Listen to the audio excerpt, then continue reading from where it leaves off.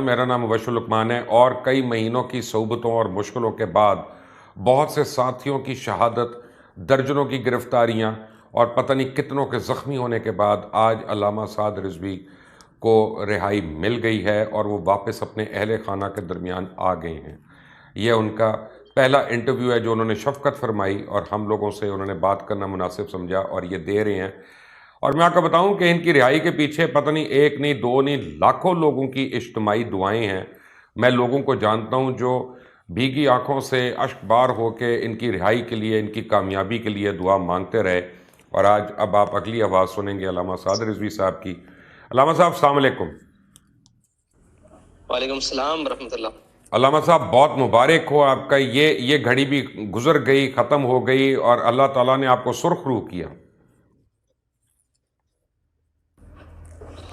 جی هذا من فضل ربی اللہ الکبریاء فی السماوات والارض وهو العزیز الحکیم۔ اللہ تعالیٰ کی ذات کا کرم ہے، سید عالم کے نگاہ خاص ہے، بس ہمارا تو کچھ نہیں ہے جی، مالکوں کا یہ سب کچھ۔ آپ کو کیسا لگ رہا ہے اب باہر آ کے؟ اب آپ کو یقین آ گیا کہ آپ کی رہائی ہو گئی؟ جی میں اس یقین سے ہوں، میں نے تو اپنے آپ کو قید سمجھا ہی نہیں تھا، جو تیرے عشق میں قید ہوئے وہ کیا قید ہوئے۔ ماشاءاللہ ماشاءاللہ۔ آپ کو پتہ ہے رضوی صاحب کے جو ناموس رسالت ہے نا، اس کے لیے ہر پاکستانی اپنی جان دے سکتا ہے۔ بے شک ایسا ہی ہے جی۔ اور آپ کو اتنی کم عمری میں اللہ نے یہ اعزاز دے دیا کہ آپ اس کے امیر بنے اس تحریک کے۔ جی بالکل ایسے ہی۔ حضرت اب مجھے بتائیں، اب آپ کو کس وجہ سے اندر نظر بند کیا ہوا تھا؟ کچھ یہ تو پتا چلے، اور غیر قانونی آپ کو کیا ہوا تھا؟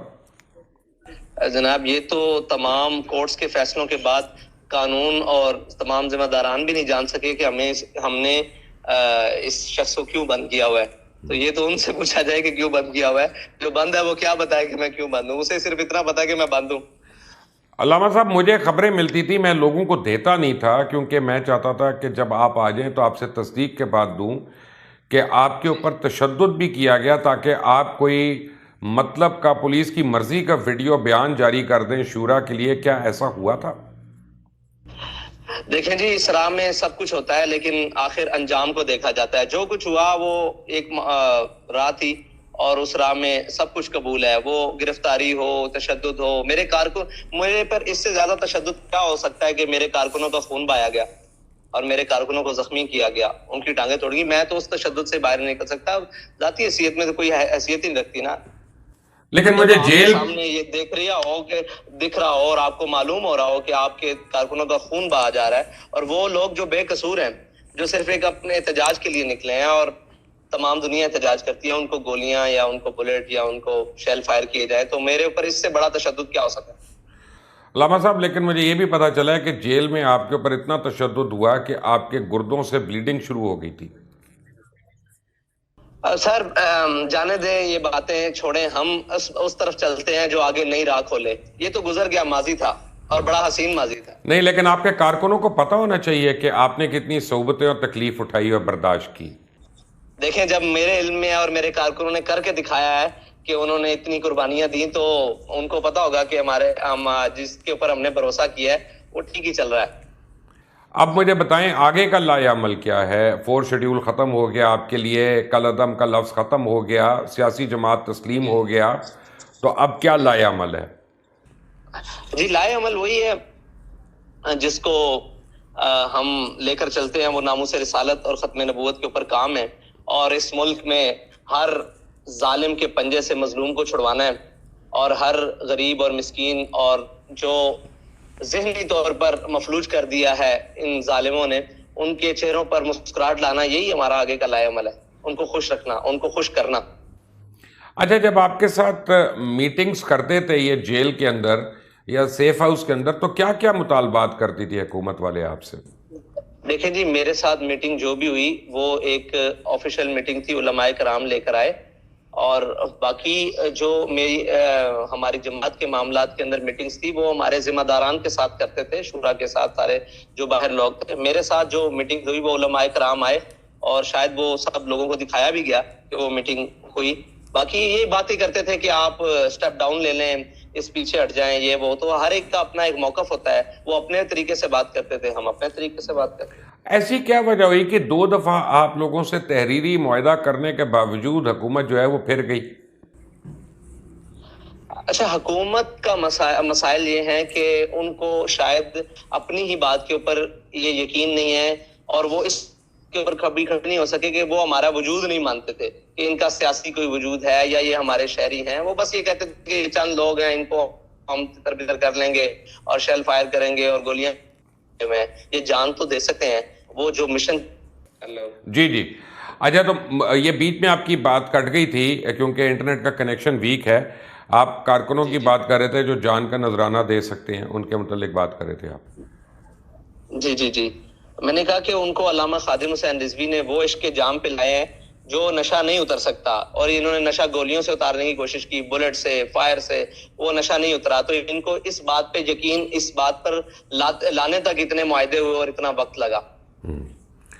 اچھا، تو اب کل آپ کی یعنی علامہ خادم حسین رضوی صاحب کی عرس کی تقریبات بھی شروع ہو رہی ہیں، تو یہ تو جو مجھے پتا ہے جو کراؤڈ اکٹھا ہونا ہے اس سے تو آپ نے پھر لوگوں کو خوفزدہ کر دینا ہے. جی بالکل، یہ بھی یہ مقصد نہیں ہے کہ ہم اس کراؤڈ سے لوگوں کو ڈرائیں یا یہ مقصد ہو کہ ہم اس سے اپنی پاور شو کریں. یہ ہمارا ایک روحانی سلسلہ ہے اور ہمارا ایک ایونٹ ہے، اور ہم اس کو بڑے زبان سے اور جناب ایک تربیتی لحاظ سے اور روحانی لحاظ سے اور ایک آگے کے لائے عمل کے لحاظ سے ہم اس کو منائیں گے. اور لوگوں کو اس بات سے پریشان نہیں ہونا چاہیے. یہ جو ان کی وفائے رسول ہے نا ہمارے قائد کی، لوگ اس وجہ سے ان کے پاس جمع ہوتے ہیں اور ان کی باتیں سننے کے لیے اور ان کے پر فاتح کرنے کے لیے آتے ہیں. تو لوگوں کو ان باتوں سے پریشان نہیں ہونا چاہیے. اچھا جی، اب حکومت فرانس میں تو بڑی تبدیلیاں ہو چکی ہیں. اگر ان کی ایمبیسی کی طرف سے یا کسی کی طرف سے کوئی معافی آ جائے صرف، تو کیا آپ لوگ اس پہ اتفاق کر لیں گے؟ تو معافی ملتی ہے یا نہیں، بحیثیت ریاست ان کو اتنی ذمہ داری کا کم از کم ضرور احساس ہونا چاہیے کہ جو ہم کر رہے ہیں اس سے لاکھوں جی جی جی جی اس سے لاکھوں دل مجروح ہوتے ہیں. اور جو مسلمان ہے وہ کائنات کی ہر چیز برداشت کر سکتا ہے، اپنے نبی کی عزت پر کوئی حرف برداشت نہیں کر سکتا. بے شک. تو یہ ان کی معافی جو ہے وہ ادھر ہے. ہمارے لیے ہم تو کون ہے کہ ان سے معافی منگوائیں؟ ہمارا ان سے کوئی جھگڑا ذاتی تو نہیں ہے، ہمارا عزت رسول کا مسئلہ ہے. یہ معافی ادھر مانگے یا ادھر بات کریں، اور ہمارے ساتھ ان کا کوئی مسئلہ نہیں. ہمارا مسئلہ ناموس رسالت کا ہے ان کے ساتھ. وہ جب تک اس سے توبہ نہیں کرتے ہمارا ان سے کوئی تعلق نہیں ہے، نہ ہم ان کی بات سننے کے لیے تیار ہیں. رائٹ. علامہ صاحب ایک دفعہ پھر آپ کو بہت بہت مبارک ہو. مجھے پتہ ہے آپ کی شورا کے اراکین آپ کے ارد گرد کھڑے ہیں، آپ کی میٹنگ شروع ہونے والی ہے. آپ نے ہمارے لیے وقت نکالا، آپ کی محبت ہے، شفقت ہے، بہت مہربانی. مبشر صاحب آپ کا بھی بہت شکریہ. آپ نے بڑے کروشل ٹائم میں ایک بہت ہارڈ سٹینڈ لیا. اللہ تعالیٰ آپ کو دونوں جانوں کی نعمتوں سے مالا مال کرے. آمین. شکریہ. اللہ حافظ. اور اقصیٰ کی آواز کو اسی طرح پہنچانے کی توفیق دے. آمین آمین ثم آمین. اللہ حافظ. علامہ سعد حسین رضوی صاحب جو ہیں ان کو آج شام کو رہا کر دیا گیا. وہ مسجد رحمت اللہ عالمین پہ لے گئے اور اپنے اہل خانہ سے ملے. اس کے بعد اب ان کے گھر کے اوپر یا ان کے مدرسہ جو ہے وہ گھر کے ساتھ ہی ہے، وہاں پہ اس وقت تک ہزاروں ان کے جو عاشق ہیں وہ وہاں پہ جمع ہیں. اور ویسے بھی کل سے پہلا عرس شروع ہو رہا ہے جناب علامہ خادم حسین رضوی صاحب کا. تو عقیدت مند جو ہیں ان کے جو زائرین ہیں وہ تو وہاں پہ جوک تر جوک آنا شروع ہو گئے ہیں. اور آپ یہ دیکھیں کہ اتنی کم عمری میں اتنے نوجوان شخص کو اللہ تعالیٰ نے کتنا رتبہ دے دیا اور عزت دے دی کہ پورا ملک ان کو دیکھ رہا ہے، پوری دنیا ان کو دیکھ رہی ہے، ان کی ایک ایک بات ایک ایک لفظ کو سن رہی ہے. اور انہوں نے کسی قسم کے شکووں کا اظہار نہیں کیا، انہوں نے کسی طرح جو ہے وہ فساد کی کوشش نہیں کی، انہوں نے کسی کو دھمکی نہیں دی، انہوں نے کچھ نہیں کیا. تو یہ اس سے آپ کو ان کا کردار اور افکار جو ہے وہ کافی کچھ پتہ چلے گا فرسٹ ہینڈ کہ وہ کس قسم کی گفتگو فرماتے ہیں.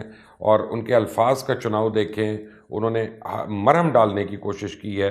ہمیں پتہ چلا ان کے ساتھ جیل پہ ان کے اوپر تشدد کیا پولیس والوں نے، انہوں نے ان کو بھی درگزر فرمایا اور اس کا بھی ذکر ایسے کیا جیسے کوئی ماضی بعید کی بات کر رہا ہوتا ہے. اللہ تعالیٰ پتہ نہیں کس کو کس کام کے لیے چن لے. بہرحال ہم تو دعا کو ہیں کہ جو بھی ہو اس ملک کے لیے، اس ملک کے رہنے والوں کے لیے اور ہر مسلمان کے لیے پوری دنیا میں امن ہو، عافیت ہو. Until the next time.